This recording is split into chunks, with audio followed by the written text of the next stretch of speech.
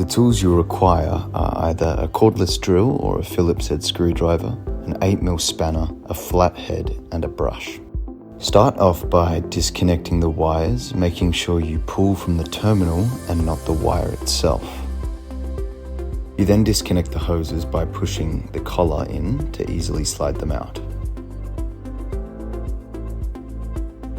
Then use your cordless drill and an 8mm spanner to undo the 4 sets of nuts and bolts.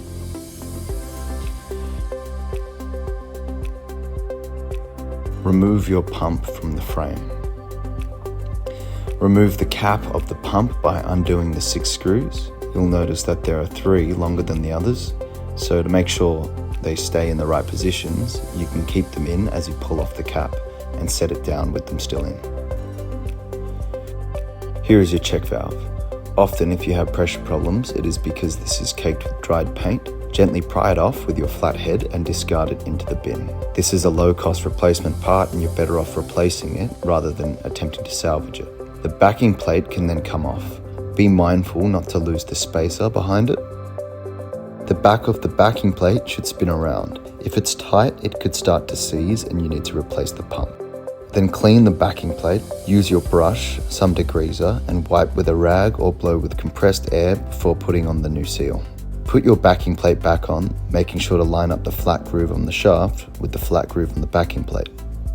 Rotate the backing plate till it locks into place and sits flush. Open up your new check valve. Fit it to the backing plate, making sure it's sitting flush all the way around.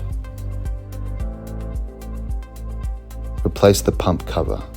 Give it a bit of a jiggle so the screws line back up. Make sure not to over tighten the screws because you may strip the plastic.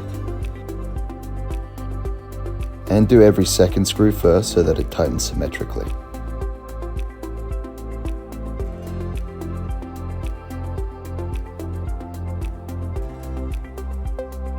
Replace the pump onto the frame. Put your screws in, fit your nuts, and then tighten. Reconnect your hoses by pushing them into the fittings, and then give them a bit of a light tug to make sure that they're actually in all the way. Reconnect the wires, making sure that they're fully pushed into the terminals so you hear a click. Then you can tuck your wires under the pump to keep them out of the way, and you have completed your service. Make sure to run some water through your pump to prime it before putting paint through.